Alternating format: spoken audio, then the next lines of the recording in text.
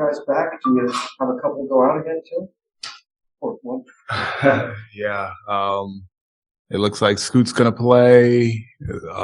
Theis is gonna play, but Alpy is sick, so haven't heard any updates on him. But yeah, he's sick. You mentioned Kim Porter Jr. playing. That seemed pretty dicey yesterday and even this morning. It sure did. That's a major development. Yeah, it definitely is. It's a testament to our training staff. It's a testament to his wanting to play and doing everything it takes for him to be in the lineup, as far as his rehab and his treatment and the cold tub and the hot tub and all of the things that it takes for someone to hopefully come back from an injury. And he has been super diligent as far as all of those things.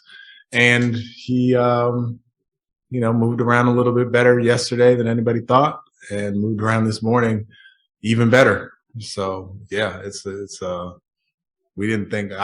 didn't think that he would be in a position to play after the other night. As different as they are, if Alpy can't play, does Danuel House sort of step into that place in the rotation? Yeah. I mean, House will definitely play, and then we may either go small, or we may see, Christian at some 5, or, we have a few options that we can go. Coach, yesterday when we talked to Jalen Green, he said that basically that this is just another game for him. He doesn't look at it as a one-on-one matchup with Cade Cunningham. Is that the demeanor that you've seen for him so far this season? For sure.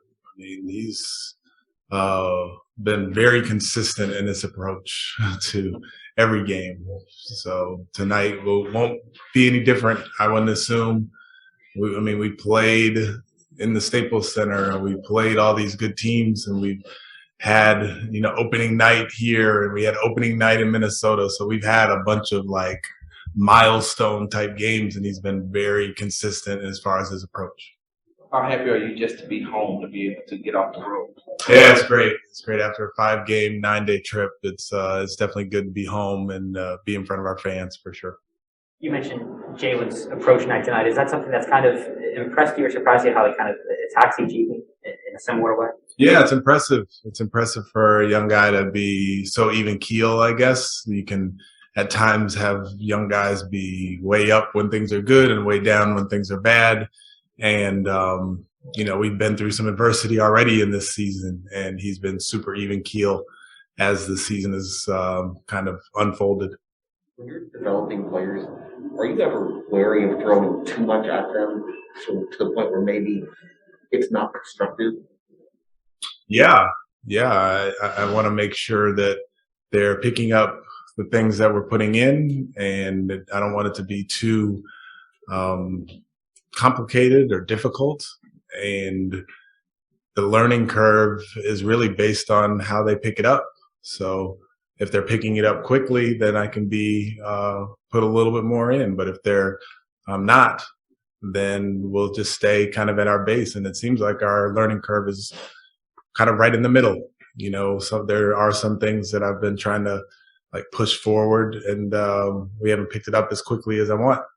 But there have been other things that I've put in, and they picked them up super quickly. So, it is very much tailored to their ability to learn.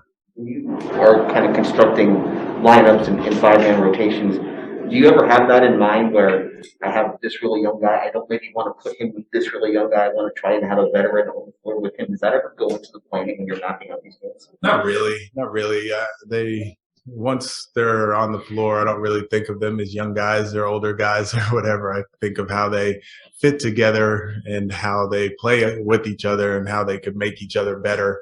And it's oftentimes tilted. Our lineups at times can be tilted towards offense or defense, and we're trying to find that balance between a defensive lineup and an offensive lineup. We need a solid lineup across the board. So doing that may, in a way, kind of a roundabout way, end up being, some vets with some younger guys, but I don't think of it that way. Coach, although their record doesn't show what have you seen on film when you're doing film study watching Detroit and the competitive they've been this year? Yeah, they play super hard. They really do. They are a big, strong team. Cade Cunningham has the ball and he's making plays for his teammates. Stewart plays really, really hard. Grant is a primary scorer and can score in many different ways. So, they haven't gotten the wins that they want, very similar to how we are, but they play super hard and they're very well coached. Do you put any stock into looking back at the summer league game just to see how Cade and Jalen matched up there, or did that not really matter? No, it doesn't come into the equation for me.